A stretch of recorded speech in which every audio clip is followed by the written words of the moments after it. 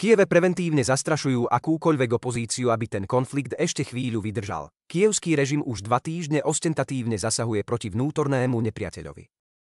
Agenti tajnej služby patrolujú na viditeľných miestach, niekde dokonca pri demonštratívnej bezpečnostnej akcii odrežú celé ulice. A dnes vydali správu, že vraj zadržali ľudí, ktorí sa išli podieľať na príprave atentátu na prezidenta a šéfov bezpečnostných zložiek. Celý príbeh je pritom už na prvý pohľad málo uveriteľný. Ak by Moskva chcela ničiť politické vedenie krajiny, mohla to robiť dávno. Najmä hneď na začiatku invázie, keď Ukrajinci takmer nemali protileteckú obranu cielenými útokmi na vládne budovy. Na rozdiel napríklad od vojsk NATO bombardovanie Juhoslávie, ruské velenie takéto útoky odmieta. Cieľom týchto manévrov v Kieve je tamer určite niečo úplne iné ako odhaľovanie údajných vražedných ruských agentov. Krajina je z vojny doslova unavená. Po internete koluje čoraz viac videí, ako ľudia utekajú pred agentmi vojenskej správy, pretože nechcú ísť na front, niekde ľudí z vojenskej správy bijú miestni obyvatelia.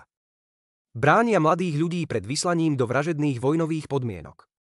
Po bývalom šéf-propagandistovi vlády, ktorý sa medzitým proti Zelenskému obrátil, s tým, že Ukrajina ide vojnu prehrať a jatky nemajú zmysel, sa začínajú ozývať aj ďalší ľudia z politickej sféry. A koniec koncov skepticizmus ohľadom ďalších operácií celkom verejne pred časom začal vyjadrovať aj náčelník generálneho štábu.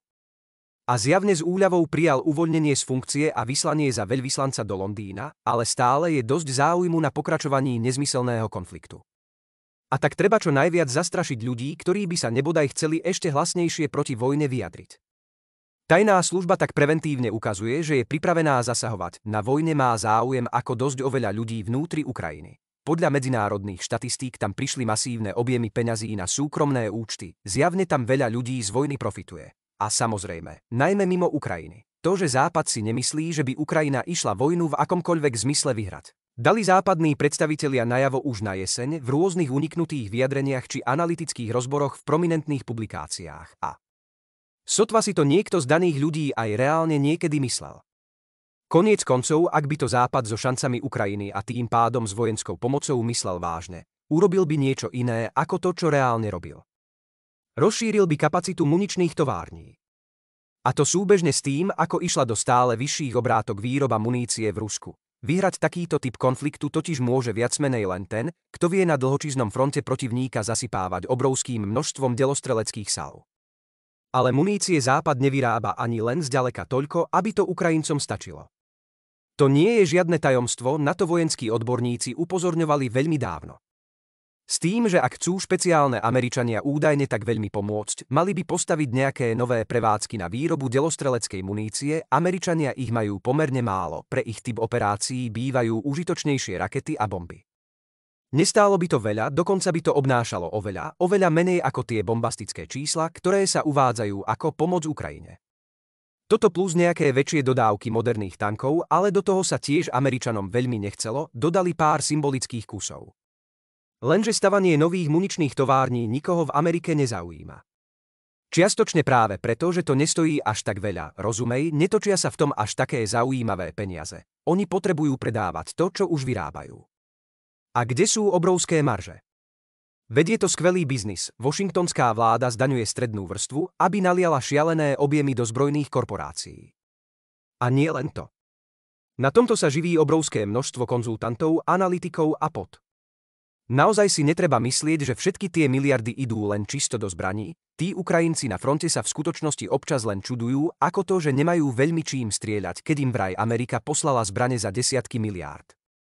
V skutočnosti neposlala a z toho, čo poslali, je to tak, že Ukrajincom lajfrujú napríklad rakety, ktoré síce reálne Rusom robia škody, ale nie také, aby to rozhodovalo situáciu na boisku. Celá táto pomoc tak síce konflikt predlžuje, ale nejako ho nevyhrajú ani nové rakety, ani stíhačky. A ešte raz, z tých titulkových čísiel pomoci reálne na Ukrajinu ide len menšia časť. Veľká časť ide na výzbroj samotnej americkej armády, len sa to onálepkovalo ako pomoc Ukrajine. To sa ľahko dá vyčítať priamo z textu toho, čo Kongres schválili, keď sa pozriete na jednotlivé položky. A aby toho cynizmu nebolo málo, do toho sa Američania Ukrajincom začali vyhrážať, keď tí začali Rusom triafať rafinérie. Správy o tom sa dostali dokonca aj do mainstreamu. Pretože to by mohlo viesť k zvýšeným cenám ropy a to americká verejnosť nemá rada a ešte by to ovplyvnilo proste tvrdý, brutálny cynizmus. Pri tejto príležitosti ešte raz zablahoželajme bizarne naivnej kaviarni, ktorá sa tu skladá Ukrajincom na nákup nábojov v Afrike. Ešte raz, ak by Američania chceli, po invázii by zainvestovali pár desiatok miliónov, v podstate drobné, do rozšírenia výroby munície. Ale na čo by to robili? Vedia počítať a počty sú jednoduché. Rusi Ukrajincov tak prečísľujú v živej sile ako aj v technike, že ani pri vojenskej pomoci, ktorá by bola efektívnejšia ako tá dnešná, by Ukrajina nemala šancu nejako zvíťaziť.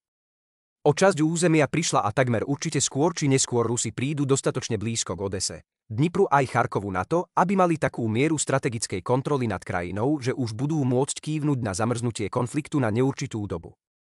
Ale ešte raz, mnohým vcelku vyhovuje, aby sa okamih pravdy oddialil čo najviac. A tak francúzsky prezident hlasno špekuluje o vyslaní jednotiek na Ukrajinu. Primárne, aby tým posmelil Ukrajincov, vydávajú sa vyhlásenia o tom, ako Ukrajina po vojne pôjde do NATO, no a v samotnom Kieve sa zastrašuje. To všetko preto, aby sa nezačali proti čoraz zjavnejšie nezmyselnému konfliktu búriť politici či nebodaj vojaci. Je to jedna cynická hra a najviac na to na strane Západu a spojencov doplácajú ukrajinskí mladí muži a ich rodiny. Ale o ich osudy naozaj nikomu zo zodpovedných vo Washingtone, Londýne, Bruseli či Berlíne ani náhodou nejde.